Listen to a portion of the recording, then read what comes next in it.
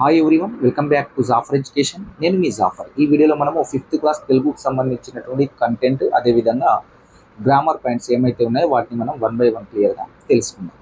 మనం already 3rd class తెలుగుకు సంబంధించినటువంటి కంటెంట్ గ్రామర్ వీడియో ఆల్రెడీ మన యూట్యూబ్ ఛానల్లో ఉంది. అదేవిధంగా 4th క్లాస్ తెలుగుకు సంబంధించినటువంటి కంటెంట్ గ్రామర్కి సంబంధించినటువంటి వీడియో మన యొక్క యూట్యూబ్ ఛానల్లో ఉంది. వాటిని నేను ఆల్రెడీ చెప్పడం జరిగింది. మన టెక్స్ట్ బుక్లో ఉన్నటువంటి అన్ని పాయింట్స్ని తీసుకొని క్లియర్గా అక్కడ వివరించే ప్రయత్నం అయితే చేశాం. ఈరోజు మనము 5th క్లాస్ తెలుగుకు సంబంధించినటువంటి విషయాల్ని క్లియర్గా తెలుసుకునే ప్రయత్నం అయితే చేద్దాం ఈ వీడియోలో.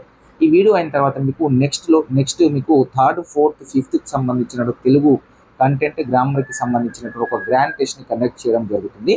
3rd క్లాస్లోకి వెళ్ళి 4th క్లాస్లోకి వెళ్ళి 5th క్లాస్లోకి వెళ్ళి అన్నీ కవర్ అయ్యే విధంగా ఒక గ్రాండ్ టెస్ట్ని కండక్ట్ చేయడం జరుగుతుంది. మనకు 3rd, 4th, 5th కంప్లీట్ అయిపోతుంది. తెలుగుకు సంబంధించి కంటెంట్ అయిపోతుంది, గ్రామర్ అయిపోతుంది. నెక్స్ట్ 6th, 7th, 8th సంబంధించినటువంటి గ్రామర్ని, అదేవిధంగా కంటెంట్ని, అదేవిధంగా కవి పరిచయాలని మనము రివిజన్ చేసుకుని మళ్ళీ గ్రాండ్ టెస్ట్ కండక్ట్ చేసుకుందాం. ఇక మనము క్లాస్లోకి వెళ్ళిపోదాము. ఇక్కడ చూసుకున్నట్లయితే మన 5th క్లాస్లో మొదటి లెసన్ పేరు మన జెండా ఉంటుంది.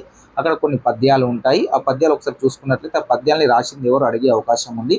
నేను 4 లైన్లు తీసుకోవడం జరిగింది. శాంతి సహనం సత్యరూపమా, శౌర్యకాంతితో వెలిగిన దీపమా, నమామి భారత పతాకమా, స్మరామి త్రివర్ణ కేతనమా అనే ఇంకా పద్యాలు ఉన్నాయి. ఇవి ఫస్ట్ 4 లైన్లు తీసుకోవడం జరిగింది. ఈ విధంగా మీకు పద్యాలు ఇచ్చి 4 లైన్లు ఇచ్చి ఎవరు రాశారని అడిగే అవకాశం ఉంది. అందుకే దీన్ని రాయడం జరిగింది. ఇక్కడ చూసుకున్నట్లయితే ఈ మన జెండా పాఠంలో ఉన్నటువంటి పద్యాలని, గేయాన్ని రాసినటువంటి వారు ఎవరు అంటే శేషం లక్ష్మీనారాయణాచార్య గారు రాయడం జరిగింది. దేంట్లో నుండి తీసుకోబడిన ఈ పద్యాలు అంటే స్వరభారతి భక్తి దేశభక్తి గేయ సంకలనంలో నుండి ఈ గేయాన్ని తీసుకోవడం అయితే జరిగింది. శాంతి సహనమా సత్యరూపం అనే గేయాన్ని స్వరభారతి భక్తి దేశభక్తి అనే గేయ సంకలనం నుండి తీసుకోబడింది. దీన్ని రాసింది ఎవరు అంటే శేషం లక్ష్మీనారాయణాచార్య గారు రాయడం జరిగింది. ఇక మనం దీంట్లో కొన్ని ముఖ్యమైన అర్థాలు ఉన్నాయి, వాటిని ఒకసారి చూద్దాం. కేతనం అంటే జెండా, అంబరం అంటే ఆకాశం, ధరాతలం అంటే భూమి, పర్జన్యం అంటే మేఘాలు, ముష్కరులు అంటే దొంగలు అని అర్థం. నెక్స్ట్ చూసుకున్నట్లయితే సరోజినీ నాయుడు 1879 సంవత్సరంలో ఫిబ్రవరి 13న హైదరాబాద్లో జన్మించింది. ఎవరు? సరోజినీ నాయుడు గారు. ఇప్పుడు 1879 ఫిబ్రవరి 13. ఎక్కడ జన్మించారు? హైదరాబాద్లో. ఆమె తండ్రి పేరేంది? అఘోరనాథ చాటుపాధ్యాయ. సరోజినీ నాయుడు యొక్క డాడీ పేరు ఏంటంటే అఘోరనాథ చాటుపాధ్యాయ. ఆమె యొక్క అమ్మ పేరు ఏంటంటే, తల్లి పేరు వరద సుందరి దేవి అనేది మన సరోజినీ నాయుడు యొక్క అమ్మగారి పేరు. సరోజినీ నాయుడు యొక్క భర్త పేరు ఏంటంటే జనరల్ ముత్యాల గోవిందరాజుల నాయుడు. ఇతను సుప్రసిద్ధ వైద్యుడు, డాక్టర్ అన్నట్టు. ఇతను మన సరోజినీ నాయుడు యొక్క భర్త గారు డాక్టర్గా పనిచేస్తుండే. అతని పేరు జనరల్ ముత్యాల గోవిందరాజులు నాయుడు, ఇతని యొక్క పేరు. ఇక్కడ చూసుకున్నట్లయితే ఆమెకి 1915 సంవత్సరంలో సరోజినీ నాయుడికి మహాత్మా గాంధీతో పరిచయం ఏర్పడింది. అయితే 1930 సంవత్సరంలో ఆమెకు అక్కడి నుండి పిలుపు రావడం జరిగింది. పిలుపు అందుకొని ఉప్పు సత్యాగ్రహంలో పాల్గొంది 1930లో. ఈమెను ఎక్కడ వేశారంటే ఎర్రవాడ జైలులో నిర్బంధించడం జరిగింది. ఉప్పు సత్యాగ్రహంలో పాల్గొన్నందుకు 1930 సంవత్సరంలో ఈ మన సరోజినీ నాయుడు గారిని ఎర్రవాడ జైలులో వేయడం జరిగింది. ఆంగ్ల కవయిత్రిగా మంచి పేరు సంపాదించారు మన యొక్క సరోజినీ నాయుడు. అందుకే సరోజినీ నాయుడుకి భారత కోకిల, నైటింగేల్ ఆఫ్ ఇండియా అనే గొప్ప పేరు కూడా సంపాదించడం జరిగింది మన యొక్క సరోజినీ నాయుడు గారు. సో ఇది సరోజినీ నాయుడుకి సంబంధించి ఉన్న 5th క్లాస్ తెలుగులో ఉంది ఫస్ట్ లెసన్లో. నెక్స్ట్ యాదగిరి గుట్ట. ఇది యాదగిరి గుట్ట అనేది పూర్వపు నల్గొండ జిల్లాలో ఉంటే ప్రస్తుతం అయితే యాదాద్రి జిల్లాలో ఉంది. ఋష్యశృంగుని కొడుకైన యాదర్శి హనుమంతుని ఆశీస్సులతో ఈ గుట్ట పైన తపస్సు చేశాడని పురాణ కథల్లో అయితే ఉన్నది. యాదర్శి కోరిక మేరకు నరసింహస్వామి గుట్టపై వెలిశాడు. ఎవరి కోరిక మేరకు? యాదర్శి కోరిక మేరకు అతని పేరు మీదనే యాదగిరి గుట్ట వచ్చిందని కూడా ఒక కథ అయితే ఉంది. ఈ గుట్ట మీద గుండం ఉన్నది. దీనిని విష్ణు గుండం అని కూడా అంటాము. యాదగిరి గుట్ట పైన ఒక గుండం ఉంది, దాన్ని విష్ణు గుండం అని అంటాము. ఇక్కడ యాదగిరి గుట్టపై ప్రతి సంవత్సరం ఆలయంలో మార్చి, ఏప్రిల్ నెలలలో శ్రీవారి బ్రహ్మోత్సవాలు జరుగుతాయి. అడిగే అవకాశం ఉంటుంది. యాదగిరి గుట్టపై ఏ నెలలో బ్రహ్మోత్సవాలు జరుగుతాయంటే మార్చి, ఏప్రిల్ నెలలో జరుగుతాయి. ఇక్కడ పాల్గొన్న శుద్ధ విధియ నుండి ద్వాదశ వరకు 11 రోజులు ఈ బ్రహ్మోత్సవాలు అంగరంగ వైభవంగా జరుగుతాయి. ఈ బ్రహ్మోత్సవాలు ఎన్ని రోజులు జరుగుతాయి? 11 రోజులు. ఎప్పటి నుండి ఎప్పటి వరకు? పాల్గొన్న శుద్ధ విధియ నుండి ద్వాదశి వరకు. పాల్గొన్న శుద్ధ విధియ నుండి ద్వాదశ వరకు 11 రోజుల పాటు మన యొక్క బ్రహ్మోత్సవాలు జరుగుతాయి యాదగిరి గుట్టపై. తెలంగాణ రాష్ట్రం ఏర్పడ్డాక సప్తగిరి పేరుతో ఉన్న దూరదర్శన్ ఛానల్ను యాదగిరి అని పేరు పెట్టడం జరిగింది. కొండగట్టుకు దగ్గరలో జవహర్లాల్ నెహ్రూ సాంకేతిక విశ్వవిద్యాలయానికి చెందిన ఇంజనీరింగ్ కళాశాల కూడా ఉంది. కొన్ని వ్యాకరణ అంశాలను చూద్దాం. భూతకాలం అయితే మీకు తెలుసు, జరిగిపోయిన దాన్ని భూతకాలం అంటే, భవిష్యత్ కాలం అంటే జరగబోయేది, వర్తమాన కాలం అంటే ప్రస్తుతం జరుగుతూ ఉన్నదాన్ని మనం వర్తమాన కాలం అంటాం. నెక్స్ట్ అంటే దీని గురించి మీకు ఆల్రెడీ తెలిసే ఉంటుంది కాబట్టి మనకు దీని గురించి డీటెయిల్స్గా చెప్పాల్సిన అవసరం లేదు, ఈజీ టాపిక్ అది వ్యాకరణ అంశాల్లో. Next Salarjung museum. Salarjung museum ఒక ప్రదర్శనశాల. ఇది మూసీ నదికి దక్షిణ ఒడ్డున ఉంది. సాలార్జంగ్ మ్యూజియం ఎక్కడ ఉంది? హైదరాబాద్లో మూసీ నదికి దక్షిణ ఒడ్డున మన యొక్క సాలార్జంగ్ మ్యూజియం దారుల్ షిఫా అనే ప్రాంతంలో ఉంది. ఇది ఒకసారి గుర్తుపెట్టుకునే ప్రయత్నం అయితే చేయండి మీరు. సాలార్జంగ్ మ్యూజియం అనేది హైదరాబాద్లో మూసీ నదికి దక్షిణ ఒడ్డున దారుల్ షిఫా అనే ఒక ప్రాంతం ఉంది, అక్కడ ఉంది. దారుల్ షిఫా అనే ప్రాంతాన్ని గుర్తుపెట్టుకొని, అదేవిధంగా మూసీ నదికి ఏ దిక్కు అంటే దక్షిణ ఒడ్డున అయితే ఉంది. సాలార్జంగ్ కుటుంబానికి చెందిన మీర్ యూసుఫ్ అలీ ఖాన్, సాలార్జంగ్ III అని కూడా అంటారు అతన్ని, ప్రపంచ నలుమూలల నుండి ఎన్నో విలువైన కళాఖండాలు, వస్తు సామాగ్రి సేకరించడం జరిగింది. మీర్ యూసుఫ్ అలీ ఖాన్, ఇతన్నే సాలార్జంగ్ III అని అనడం జరుగుతుంది.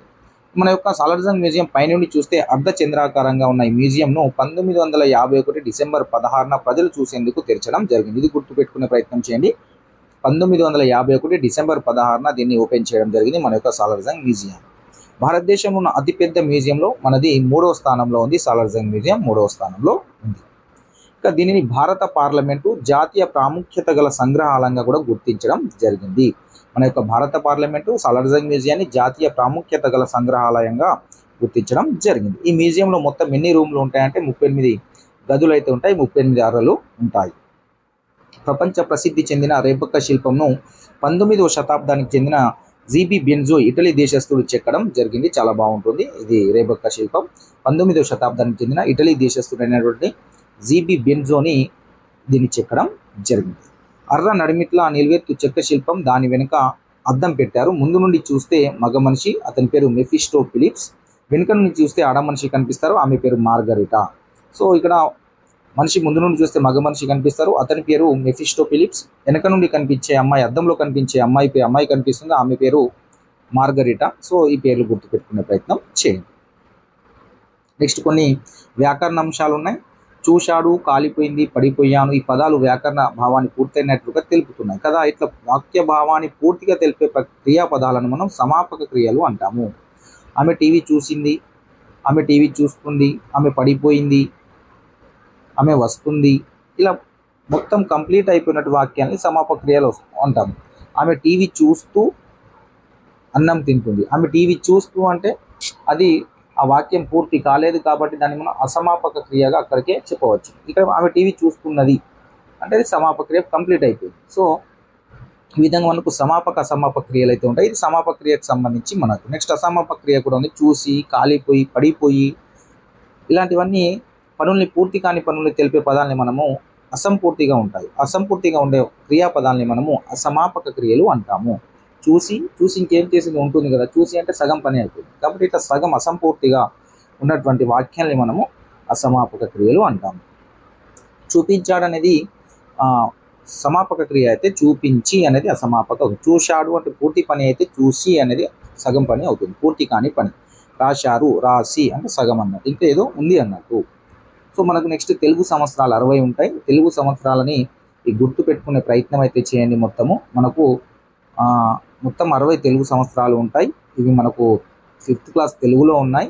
ఈ వరుస పూర్తయిన తర్వాత మళ్ళీ ఇవే మొదలవుతాయి. దీన్ని మనం షష్ఠి వర్ష చక్రము అంటాము. ఈ 60 సంవత్సరాలు మొత్తం పూర్తయిన తర్వాత మళ్ళీ తిరిగి ఫస్ట్ నుండి స్టార్ట్ కావడం జరుగుతుంది. మన ఇంగ్లీష్ నెలలాగా జనవరి, మళ్ళీ అయిపోయినాక డిసెంబర్ తర్వాత జనవరి ఎలా స్టార్ట్ అవుతుందో అదేవిధంగా తెలుగు నెలలు 60 అయిపోయిన తర్వాత మళ్ళీ 60 మళ్ళీ ఫస్ట్ నుండి స్టార్ట్ అవ్వడం జరుగుతుంది. ఇలా మళ్ళీ మొదలవుతాయి కదా, దీన్ని మనము షష్ఠి వర్ష చక్రము అని అంటాము. షష్ఠి వర్ష చక్రం అని అనడం జరుగుతుంది. ఇక్కడ చూసుకున్నట్లయితే మీరు ఈ తెలుగు నెలలు ఒకసారి చదువుకునే ప్రయత్నం అయితే చేయండి. నేను మీకు ఆల్రెడీ ఈ యొక్క పీడిఎఫ్ని నేను మన యొక్క వాట్సాప్ గ్రూప్లో షేర్ చేస్తాను, మీరు చదువుకునే ప్రయత్నం అయితే చేయండి. ఇక్కడ నెక్స్ట్ చూసుకున్నట్లయితే బోనాలు. దీన్ని తెలంగాణ రాష్ట్రం అధికారిక పండుగగా ప్రకటించడం జరిగింది. బోనాల పండుగ అనేది గ్రామ దేవతలను పూజించే పండుగ. గుర్తుపెట్టుకోండి, బోనాల పండుగ ఎవరిని పూజిస్తారు ఆప్షన్స్ ఇచ్చి అడగొచ్చు, లేదా కింది వారిలో సరైనది ఏంది అని కూడా అడిగే అవకాశం ఉంది. బోనాల పండుగ గ్రామ దేవతలను పూజిస్తారు అని ఇవ్వచ్చు. బోనాల పండుగను గ్రామ దేవతలను పూజించరు అని ఇవ్వచ్చు. బోనాల పండుగ అంటే వేరే ఒక దేవత పేరు ఇచ్చి వారిని పూజించి అని ఇవ్వచ్చు. అంటే మీకు పైన స్టేట్మెంట్ ఇచ్చినప్పుడు సరికానిది అడిగినాము కానీ సరైనది అడిగినప్పుడు మీకు ఇలాంటి స్టేట్మెంట్ వచ్చే అవకాశం ఉంటుంది. కాబట్టి బోనాల పండుగ అంటే గ్రామ దేవతలను పూజించే పండుగ. ఈ పండుగ ఎప్పుడు వస్తుందంటే ఆషాఢ మాసంలో ప్రారంభించి శ్రావణ మాసం చివరి దాకా అనగా వర్షాకాలం వరకు జరుపుకుంటారు. సో ఈ పండుగ ఎప్పుడు స్టార్ట్ అవుతుంది తెలుగు మాసంలో అంటే ఆషాఢ మాసంలో స్టార్ట్ అయ్యి ఎప్పటి వరకు ఉంటుందంటే శ్రావణ మాసం చివరి దాకా ఉంటుంది అనేది గుర్తుపెట్టుకోండి. సికింద్రాబాద్లో జరిగే బోనాలను లష్కర్ బోనాలు అంటాము. నెక్స్ట్ ఇక్కడ చూసుకున్నట్లయితే వర్షాలు బాగా కురవాలని, పాడి పంటలు అభివృద్ధి చెందాలని, ప్రజలంతా ఆయు ఆరోగ్యాలతో ఉండాలని అమ్మవారిని గ్రామ దేవతలు పూజించే పండగనే బోనాల పండగ. సో వస్త్రాలను, కానుకలను, ఒడిబియ్యాన్ని కూడా సమర్పిస్తారు. ఈ తంతుని ఊరడి అంటాము. ఇది 2016 టెట్లో రావడం జరిగింది. 2016 టెట్లో ఈ యొక్క క్వశ్చన్ రావడం జరిగింది. ఈ ఊరడి తర్వాత బోనాలుగా మారింది. సో ఫస్ట్ ఊరడి ఉంటే తర్వాత బోనాలుగా మారింది. బోనం అనగా అర్థం భోజనం, కుండ అనే అర్థాలు ఉన్నాయి. ఇవి దేవికి సమర్పించే నైవేద్యము. అర్థమందా? బోనం అంటే అర్థం భోజనం అవుతుంది, కుండ అని కూడా 2 అర్థాలు ఉన్నాయి. సో నెక్స్ట్ చూసుకున్నట్లయితే కుండను అలంకరించిన తర్వాత అలంకరించిన కుండలో పసుపు కలిపి వండిన అన్నంతో పాటు పాలు, పెరుగు, బెల్లం, అల్లం, పచ్చి పులుసు, ఆకుకూర మొదలగు వంటకాలను నైవేద్యంగా పెట్టుకొని దానిపై మరో చిన్న కుండను పెడతారు. అది కూడా అలంకరించి దానిలో నీళ్లు పోసి అందులో కొంచెం బెల్లం, పెరుగు వేస్తారు. ఈ తంతును ఏమంటారు? సాక అంటారు. సో ఇది గుర్తుపెట్టుకునే ప్రయత్నం చేయండి. సో దీన్ని స్టేట్మెంట్ లాగా అడగవచ్చు లేదా డైరెక్ట్ కూడా అడిగే అవకాశం ఉంది. ఈ మొత్తం ఇచ్చేసి క్వశ్చన్లో మీకు కింద ఆప్షన్లలో ఇలా సాక, ఊరడి ఇలాంటి పదాలు ఇచ్చి సరైనది మనం ఎంచుకోవాల్సి ఉంటుంది. కాబట్టి మనం అలంకరించిన కుండలో ఫస్ట్ పసుపు కలిపిన వండిన అన్నంతో పాటు పాలు, పెరుగు, బెల్లం, అల్లం, పచ్చిపులుసు, ఆకుకూరలు. గుర్తుపెట్టండి, పాలు, పెరుగు, బెల్లం, అల్లం, పచ్చిపులుసు, ఆకుకూర. ఇవి వంటకాలను నైవేద్యంగా పెట్టుకొని దానిపై మరో చిన్న కుండ పెడతారు. దాన్ని అలంకరించి దానిలో నీళ్లు పోస్తారు. అందులో బెల్లం, పెరుగు వేస్తారు. ఈ తంతుని మనం సాక అంటాము. పండుగ మరునాడు పూనకం వచ్చిన శివసత్తులు చేతిలో వేప మండలు పట్టుకొని జుట్టు విరబోసుకొని బోర్లించిన మట్టి కుండపై నిలబడి భవిష్యవాణి చెప్తారు. ఈ తంతు మనం రంగమొక్కుడు అంటాం. బోనాలప్పుడు భవిష్యవాణి చెప్పడాన్ని ఏమంటారు అంటే రంగమొక్కుడు అంటారు. ఈ విధంగా అడగొచ్చు. పసుపు అన్నంతో రోగ నిరోధక శక్తి అయితే ఉంటుంది. పసుపు అన్నంలో పోలాల అమావాస్య శ్రావణ మాసం చివరి రోజు వస్తుంది. సో మనకి ఇదేమో ఈ బోనాల పండుగ ఏమో మనకు ఆషాఢ మాసంలో స్టార్ట్ అయ్యి శ్రావణ మాసం చివరి దాకా ఉంటే శ్రావణ మాసం చివరిలో మనకు మళ్ళీ ఏమొస్తుంది? పోలాల అమావాస్య పండుగ వస్తుంది. సో ఇది బోనాలకు సంబంధించి మీకు నేను ఈ యొక్క పీడిఎఫ్ని షేర్ చేస్తాను గ్రూప్లో. మీరు టెన్షన్ పడకండి, ఒకసారి వినండి. విన్నాక మళ్ళీ ఒకసారి చదువుకోండి, బెటర్గా ఉండే అవకాశం ఉంటుంది. నెక్స్ట్ చిట్యాల ఐలమ్మ, చాకల ఐలమ్మ అంటాం. ఈమె ఓరుగల్లు జిల్లా రాయపర్తిలోని కిష్టాపురంలో పుట్టింది. తండ్రి సాయన్న, తల్లి పేరు మల్లమ్మ. 13 మేట వివాహమైంది. ఎవరితో అంటే చిట్యాల నర్సింగులతో ఈమె యొక్క పెళ్లి కావడం జరిగింది. టోటల్గా మళ్ళీ గేయం రూపంలో ఉంటుంది ఈ యొక్క లెసన్ మొత్తం. కొన్ని జాతీయాలు చూడండి. ఇక్కడ కడుపు మండింది, కాలికి బుద్ధి చెప్పు, తల ప్రాణం తోకకు వచ్చినట్లు, పొయ్యిలో ఉప్పు వేసినట్లు, తోక తొక్కిన తాచు, అరికాలి మంట నెత్తికెక్కినట్లు, తంతే పరుపులో పడ్డట్టు. ఇవన్నీ జాతీయాలు ఒక ఇచ్చి అడుగుతారు. కడుపు మండింది, కాలికి బుద్ధి చెప్పు, ఇది ఏంటిదని అడుగుతారు. కింద జాతీయము, సామెత, సూక్తి, ఈ విధంగా 4 ఆప్షన్లు ఇచ్చి మనము సరైన దాన్ని ఎంచుకోవాల్సి ఉంటుంది. కాబట్టి ఇవి జాతీయాలు మనం ఒకసారి చదువుకొని ఉంటే మనకు క్వశ్చన్ ఇది కనిపించగానే మనం డైరెక్ట్గా జాతీయాలు అని దాన్ని మనం ఐడెంటిఫై చేయడానికి ఈజీగా ఉంటుంది. కాబట్టి ఒకసారి చూసుకుంటే ఏదైనా బెటర్గా మనం టెక్స్ట్ బుక్లో ఉన్నాయి చూడండి, అవే వస్తాయి. వేరే ఏవి బయటి జాతీయాలు అవసరం లేదు. మీకు టెక్స్ట్ బుక్లో ఉన్నాయే అవసరం ఉంటుంది.